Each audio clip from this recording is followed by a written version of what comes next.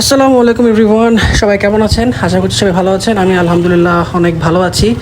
Recently একটা bike launch হয়েছে, JD-K333, একটা চাইনিজ ব্র্যান্ডের বাইক, যেটা 322 সিসির আপনার ইনলাইন টুইন সিলিন্ডার ইউজ করা হয়েছে অ্যান্ড 8 ভ্যালভের বাইক।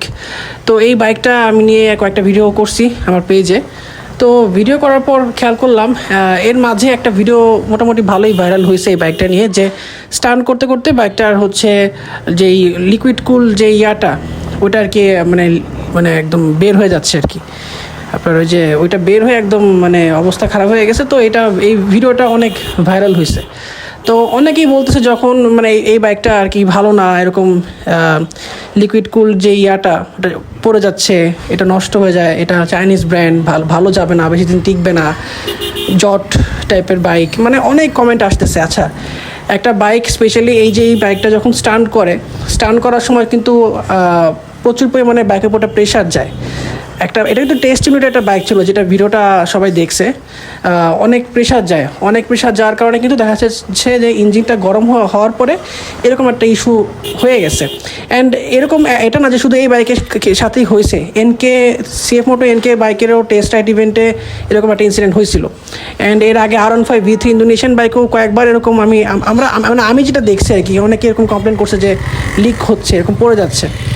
তো এই ইস্যুগুলো থাকে সব বাইকেই টুকটাক, যেগুলো লিকুইড কুল ইঞ্জিন অনেক বাইকেই থাকে। বাট একটা চাইনিজ ব্র্যান্ড বলে এটাকে আমরা তুচ্ছ তাচ্ছিল্য করে এইভাবে জিনিসটাকে আমরা এইভাবে আমরা রিপ্রেজেন্ট করতেছি, এটা আসলে ঠিক না।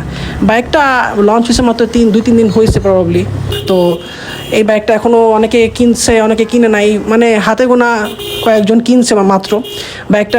আমি মনে করি বাইকটা অ্যাটলিস্ট মার্কেটে চলার পরে মানুষজন বাইকটা চালাক, যখন একটু বেশি দিন রান করবে তারপর মানুষ একটা জাজমেন্ট তারা দিতে পারবে বাইকটার মানে পারফরমেন্স কেমন, মাইলেজ কেমন, সব কিছু নিয়ে ওভারঅল একটা মানে আইডিয়া দিতে পারবে একটা মানে গ্রাহকরা। বাট এর আগে আমরা এই বাইকটা নিয়ে জাজ করে ফেলতেছি। যেমন CF Moto যখন বাংলাদেশে ফার্স্ট আসে, এটা নিয়ে আমরা অনেক জাজ করছি। হ্যাঁ, বাইকে কিছু ইস্যু ছিল, আস্তে আস্তে সেগুলোও সলভ হচ্ছে, মানুষের একটা ধারণা হয়েছে। তারপর GPX ডেমন, এই বাইকটা নিয়েও মানুষ অনেক আলোচনা করছে সেটা। বাট এই GPX বাইকটা এখন কিন্তু অনেক ভালো একটা বাইক, স্পোর্টস সেগমেন্টের বাইক। তো যে কোনো ব্র্যান্ড আসার আগে আমাদের একটু সময় দেওয়া উচিত আমি মনে করি। আর স্পেশালি হচ্ছে এখন বাংলাদেশে হায়ার সিসি সেগমেন্টের যত স্পোর্টস বাইকগুলো আছে সবই কিন্তু বেশিরভাগ চাইনিজ ব্র্যান্ডের। আপনি হন্ডা বলেন, সুজুকি বলেন, ইয়ামাহা বলেন, এরা কিন্তু আপনার এই স্পোর্টস সেগমেন্টের হায়ার সিসি বাইক আনতেছে না।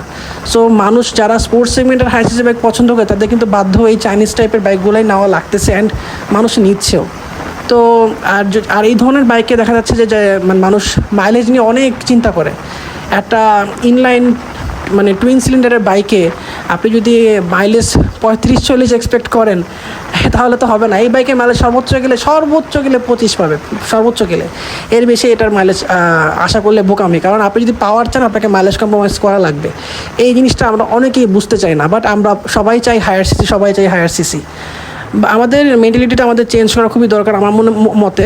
কারণ এইভাবে আসলে আমরা বাঙালি মানুষ ভালো জিনিস অ্যাপ্রিসিয়েট করতে চাই না, অ্যাপ্রিসিয়েট করতে পারি না। যেটা আসে সেটা নিয়েও আমরা আলোচনা করি, আবার যেটা আসে না সেটা কেন আসে না সেটা নিয়েও আমরা আলোচনা করি। তো যাই হোক, যেটা আসছে নতুন এই বাইকটা একটু মার্কেটে চলতে দেখেন কি অবস্থা হয়, তারপর আমরা সবাই এটা নিয়ে আমাদের জাজমেন্ট প্রকাশ করব। তো যাই হোক, আজকে এই পর্যন্তই। নেক্সট কোনো ভিডিওতে আবার দেখা হবে। সবাই ভালো থাকবেন, সুস্থ থাকবেন, অবশ্যই #রিয়ান্তপেজটাকে ফলো দিয়ে সাপোর্ট করবেন। আসসালামু আলাইকুম।